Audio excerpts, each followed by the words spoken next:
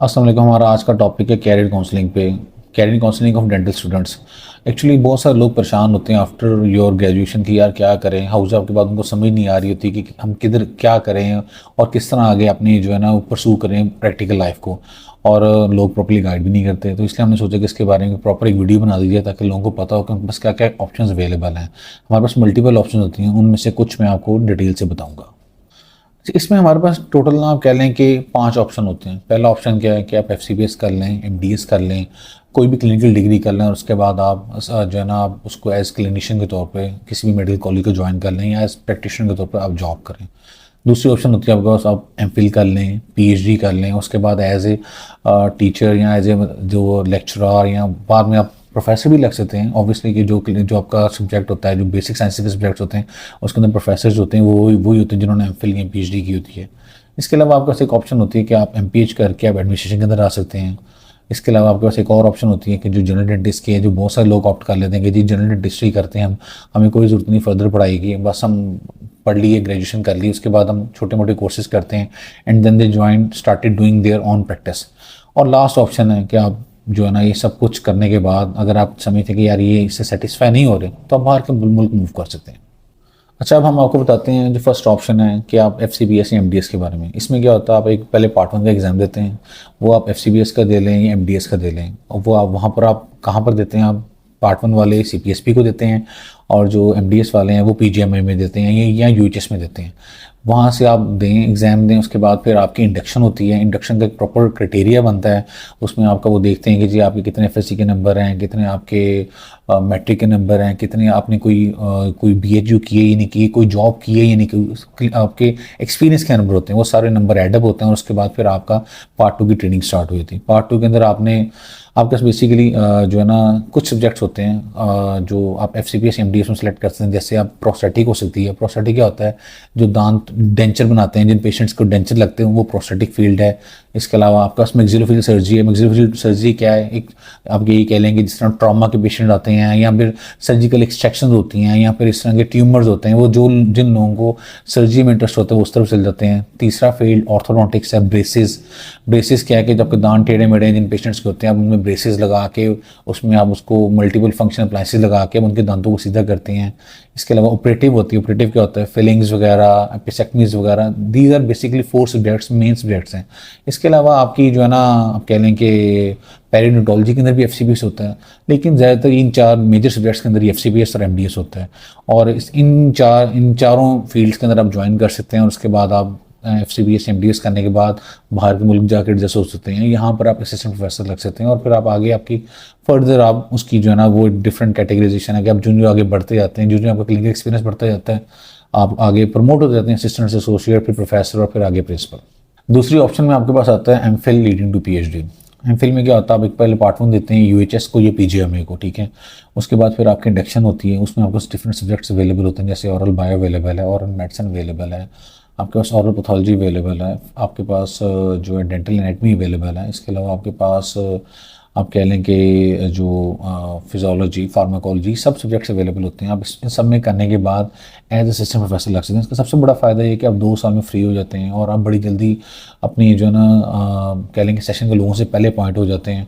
और उसके बाद आप बाहर बहुत सारे आपके पास स्कॉलरशिप्स के ऑप्शन अवेलेबल होते हैं, आप बाहर पीएचडी करने जा सकते हैं। बाहर के मुल्कों के अंदर जो एकेडमिक्स के लोग होते हैं उनको बहुत अच्छी फीस मिलती हैं। So this is also very good option, आप ये भी ऑप्ट कर सकते हैं। तीसरा ऑप्शन आपके पास आता है कि आप एडमिनिस्ट्रेशन में चल जाएँ। एडमिनिस्ट्रेशन में कैसे जा सकते हैं, आप एमपीएस में एडमिशन ले सकते हैं, आप एमएचपी कर सकते हैं। बहुत सारे ऐसे ऑप्शन हैं जिसमें आप बंदा एडमिनिस्ट्रेशन में जा सकता है। एडमिनिस्ट्रेशन में आप जाकर क्या करेंगे, मतलब आप वहाँ पे जाके डीएमएस लग सकते हैं। आप आगे जाके प्रमोट होके कि ऐसी प्रेसिडेंट एग्जिस्ट करती हैं कि कई हॉस्पिटल्स में लोग एमएस भी लगे हैं। सो इसके अलावा आप ये जो आपके डीडीएचओज लगते हैं, आप इस तरफ जा सकते हैं।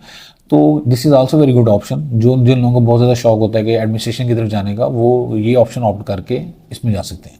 अच्छा, अब हम आते हैं जनरल डेंटिस्ट्री की तरफ। इसके बारे में बहुत सारे लोग पूछते हैं कि जी आफ्टर ग्रेजुएशन जनरल डेंटिस्ट्री करनी चाहिए, नहीं करनी चाहिए, क्या बेटर ऑप्शन। देखिए, मैं हमेशा हर बंदे को एडवाइस करता हूँ, जनरल डेंटिस्ट्री में जितने पैसे जनरल डेंटिस्ट्री हैं उतने पैसे किसी में भी नहीं, इसमें कोई सेकंड थॉट नहीं है, ठीक है। लेकिन जनरल डेंटिस्ट्री आपको ऐसे नहीं स्टार्ट करनी चाहिए, आपको पहले उसकी कोर्सेज करनी चाहिए। इसके अलावा आपको किसी अच्छे क्लिनिक पे, जहाँ पर, क्योंकि आप अच्छे क्लिनिक पे जाकर आपको ऑब्जर्वरशिप करनी चाहिए, कम से कम 2-3 साल वहाँ पे काम करना चाहिए। क्योंकि जो आप यहाँ सीखते हैं ना, उसमें आपकी क्लिनिकल प्रैक्टिस में और जो यहाँ सीखते हैं उसमें टोटली डिफरेंट है। क्योंकि उसकी वजह है कि आप यहाँ पे बहुत सारी चीज़ें नहीं सीखते। जनरल डेंटिस्ट्री के अंदर आपको बहुत सारी चीज़ें आनी चाहिए, पेशेंट हैंडलिंग, पेशेंट को कैसे गाइड करना है, पेशेंट को कैसे बताने कि यार आपको इसी चीज़ की ज़रूरत है, इसी चीज़ की ज़रूरत नहीं है। और सबसे इंपॉर्टेंट बात यह है कि आपको प्रॉपर स्किल हो। वो स्किल तभी होगा जब किसी आप एक्सपीरियंस बंदे के साथ आप बैठ के काम करेंगे, आप देखेंगे यार कि यार ये बंदा अच्छा, ये प्रॉब्लम हुई तो इस बंदे ने ऐसे इसको डील किया। अगर आप अपनी ही प्रॉब्लम्स को खुद ही देखते रहेंगे तो ऑब्वियसली आप उसको ठीक नहीं कर सकते, उसको आप इंप्रूव नहीं कर सकते, जब तक आप किसी अच्छे और किसी ऐसे बंदे के पास जिसके पास अच्छा स्किल है उसके साथ काम नहीं करेंगे, आपकी स्किल्स वहीं की वहीं रहेंगी। अच्छा, अब ये है कि जी पैसों का क्या, जी हर बंदा कहता है जी पैसे किस में ज़्यादा हैं, तो मैं सीधी सी बात कहूँगा, जो पैसे जनरल डेंटिस्ट कमाता है ना उसका कोई मुकाबला नहीं, इसमें कोई शक नहीं।